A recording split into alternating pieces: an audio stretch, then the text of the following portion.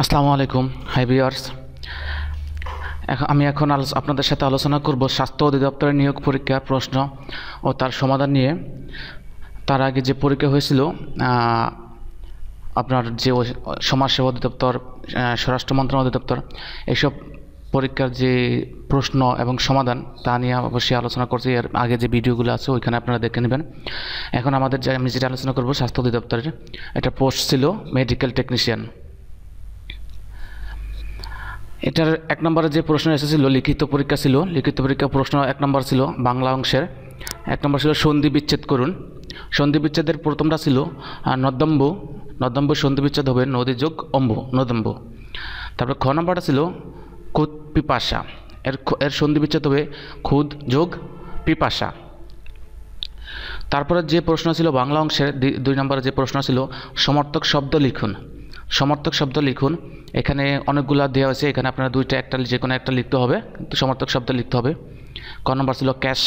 ক্যাশের সমর্থক শব্দ কুন্তল, অলোক বা ক্যাশপাস, যে কোনো একটা লিখলেই হবে। তারপর ছিল খ নম্বর ছিল স্বর্ণ। স্বর্ণের সমর্থকবোধক ত্রিদীপ, সোনা, সুবর্ণ, কাঞ্চন, যে কোনো একটা লিখলে হবে। তারপরে 3 নম্বর ছিল বিপরীত শব্দ লিখুন। তাও বাংলা অংশের। বিপরীত শব্দ লিখুন বাংলা অংশের। তস্কর, এর বিপরীত সাধু। তস্কর বিপরীত সাধু। খ নম্বর ছিল লয়। লয়ের বিপরীত সৃষ্টি। 3 নম্বর ছিল দুইটা বিপরীত শব্দ। তারপরে 4 নম্বর যা এসেছিল সেটা ছিল অর্থসহ বাক্য রচনা করুন। অর্থসহ বাক্য রচনা করুন। এখন ঘণ্টা গরুর, এখানে অর্থ হলো অকর্মণ্য লোক। অকর্মণ্য লোক, সুমনের মতো ঘণ্টা গরুর লোক আমি জীবনে দেখিনি। এটার বাক্য তৈরি। তারপর খ নম্বর ছিল জবরজং। এর অর্থ হলো এলোমেলো।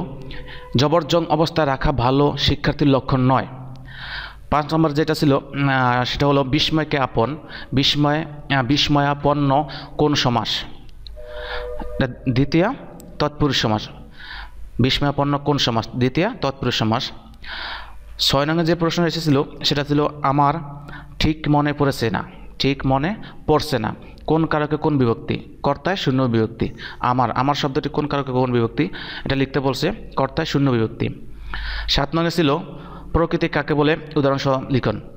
উত্তর হবে শব্দমূল বা শব্দের যে অংশকে আর ভাঙ্গা যায় না তাকে প্রকৃতি বলে। প্রত্যয়যুক্ত প্রতিটি মৌলিক শব্দ তথা প্রত্যয়যুক্ত প্রতিটি প্রাতিপদিক ও ধাতুই এক একটি প্রকৃতি। যেমন চল যোগ অন্ত, চলন্ত। ঘর যোগ আমি, ঘরামি। তারপর যে 8 নম্বর যে প্রশ্নটা ছিল সেটা ছিল বঙ্গবন্ধু শেখ মুজিবুর রহমান রচিত দুটি বইয়ের নাম লিখুন। দুইটা বইয়ের নাম হলো অসমাপ্ত আত্মজীবনী ও আমার দেখা নয়া চীন। 9 নম্বরের প্রশ্নটা ছিল শুদ্ধ করে লিখুন। এখানে একটু এলোমেলো বা পূর্ণ শুদ্ধ শব্দ বাক্য দেওয়া নেই, এখানে শুদ্ধ করে লিখতে বলছে। আকণ্ঠ পর্যন্ত ভোজন ভালো নয়। এখানে শুদ্ধ হবে আকণ্ঠ ভোজন ভালো নয়। খ নম্বর ছিল অধ্যাপনায় ছাত্রদের তপস্যা। অধ্যয়নই ছাত্রদের তপস্যা। তারপরে 10 নম্বর যে প্রশ্ন এসেছিল সেটা ছিল একতায় প্রকাশ করুন। একতা প্রকাশের প্রথম ক নম্বর ছিল যে সুপথ থেকে কুপথে যায়। উম্মরগামী। তারপরে ন্যায় শাস্ত্র জানে যিনি। নয়াইক। রচনাগুলো লেখক এর নাম লিখুন। 11 নম্বর ছিল রচনাগুলোর লেখক নাম। নিচে যে লেখা হয়েছে এর লেখক কে বা কবির নাম কি?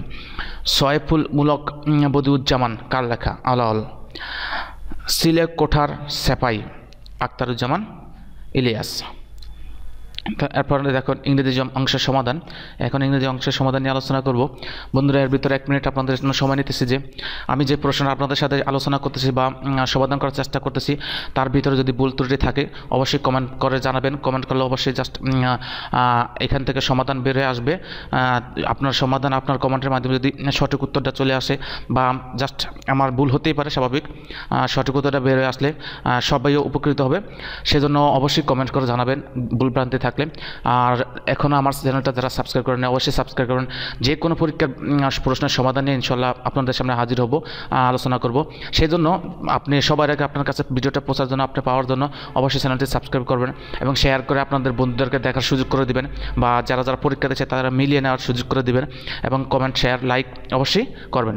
যাই হোক, দ্বিতীয় অংশ যেটা ছিল সেটা ছিল ইংরেজি অংশের সমাধান। এটা ইংরেজি অংশে দিল identify the parts of speech the underline words. Underline এখানে যে আই লস্ট মাই ফ্যান, এটা ভার্ব। তারপরে this is a sharp weapon, adjective. He can run fast, adverb. Which is your book, pronoun. Right to me at the above address, adjective.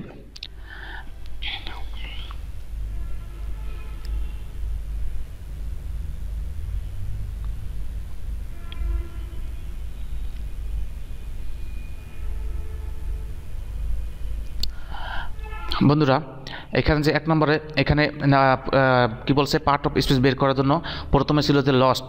লস্টের কোন part speech, এখানে এটা lost হবে কি verb. তবে 2 নম্বরটা ছিল শার্প, SHARP, এটা কি হবে, এটা অ্যাডজেক্টিভ। তারপরে 3 নম্বর যেটা ছিল যে ফার্স্ট, FAST, ফার্স্ট, এটা কোন পার্ট অফ স্পিচ, এখানে অ্যাডভার্ব। তারপরে ছিল হুইচ, হুইচ হবে কি প্রোনাউন। তারপর ই নাম্বারে যেটা ছিল সেটা ছিল অ্যাবভ,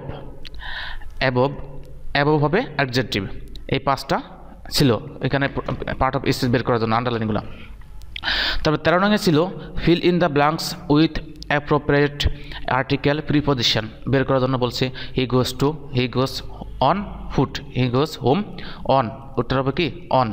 তারপরে বি নাম্বার ছিল he argued with me, with, উত্তর হবে উইথ। সি নাম্বার উত্তর হবে টু, সি নাম্বার উত্তরটা হবে টু। ডি নাম্বারটা হবে দা বা ইন, দুটো একটা, দা নিলা বা ইন নিলা। তারপর 14 নম্বর যেটা ছিল, যে প্রশ্নটা এসেছিল সেটা ছিল correct the following sentence. Correct the following sentence কিছু শব্দ দেওয়া আছে, এটা সঠিক করে লিখতে হবে। যেমন he is working for 5 hours, এটা সঠিক হবে he has been working for 5 hours. তারপরটা ছিল হোয়াই ইউ ডো ইট, এটা সঠিক উত্তর হবে হোয়াই ডো ইউ ডো ইট।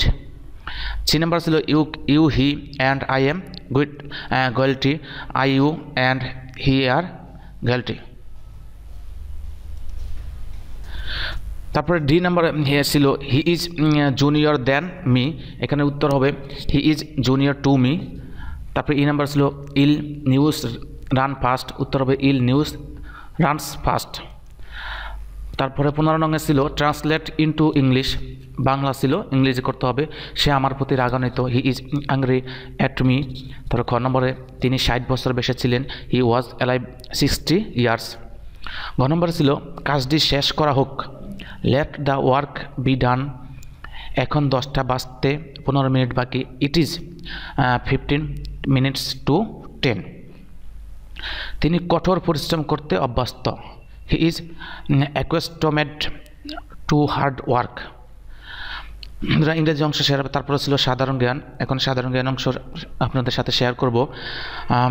অবশ্যই যারা পরীক্ষা দিচ্ছেন তারা অবশ্যই মিলিয়ে নেবেন, আর যারা পরীক্ষা দেননি অবশ্যই এখান থেকে অবশ্যই কিছুটা হলেও শিখতে পাবেন। আর যদি অবশ্যই আপনারা শিখে বা মিলিয়ে যদি একটু উপকৃত হয়ে থাকেন অবশ্যই চ্যানেলটা সাবস্ক্রাইব করবেন। সাধারণ জ্ঞানের 16 নম্বর ছিল পদ্মা সেতুর দৈর্ঘ্য ও প্রস্থ কত। পদ্মা সেতুর দৈর্ঘ্য হলো 6.15 কিলোমিটার, আর প্রস্থ ছিল 18.10 মিটার। দৈর্ঘ্য হলো 6.15 কিলোমিটার, আর হলো প্রস্থ হলো 18.10 মিটার। তারপরে 17 নম্বর ছিল 2018-19 অর্থবর্ষে জিডিপি প্রবৃদ্ধির হার কত। 8.15%, 8.15%। 18 নম্বর ছিল জাতীয় মানবাধিকার কমিশনারের বর্তমান চেয়ারম্যান কে, নাসিমা বেগম, বর্তমান চেয়ারম্যান নাসিমা বেগম। তারপরে ছিল বাংলাদেশের 2টি সাংবিধানিক প্রতিষ্ঠানের নাম কি, সাংবিধানিক প্রতিষ্ঠানের নাম লিখুন। নির্বাচন কমিশন, বাংলাদেশ সরকারি কর্ম কমিশন। 20 নম্বর ছিল শান্তিতে সর্বকনিষ্ঠ নোবেল পুরস্কার বিজয়ী কে, মালালা ইউসুফজাই, 17 বছর বয়সে, পাকিস্তানের। তারপরে 21 নম্বরে ছিল স্বাধীনতা যুদ্ধে বীর প্রতীক উপাধি লাভ করেন কতজন, 426 জন। বীর প্রতীক উপাধি লাভ করে 426 জন।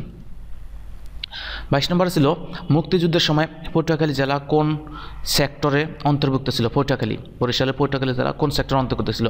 9 নং সেক্টরের একটি সাবসেক্টর অন্তর্ভুক্ত ছিল। তারপরে যে প্রশ্ন ছিল সেটা ছিল মাননীয় প্রধানমন্ত্রী শেখ হাসিনাকে ভ্যাকসিন হিরো 2019 পুরস্কার প্রদান করেন কোন সংস্থা? গ্লোবাল অ্যালায়েন্স ফর ভ্যাকসিনেশন এবং immunisation GAVI।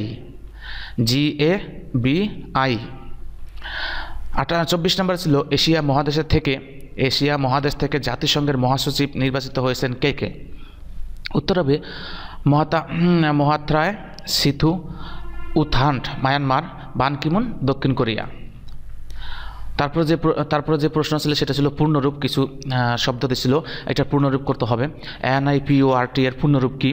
National institute of population research and training. খ নম্বর ছিল সারডাপ, CIRDAP সারডাপ এর পূর্ণরূপ কি? সারডাপ এর পূর্ণরূপ হলো centre on integrated rural development for Asia and the Pacific.